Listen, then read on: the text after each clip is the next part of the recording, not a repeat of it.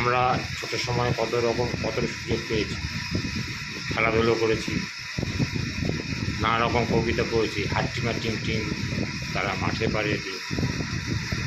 আমরা কবাডি খেলেছি, ফুটবল খেলেছি, হাই জাম্প লং জাম্প করেছি, পুকুরে সাঁতার কেটেছি।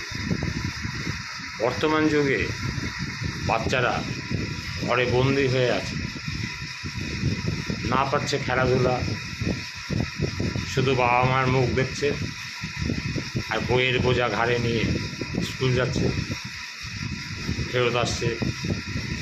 কী হবে ভবিষ্যৎ ভগবান জানে।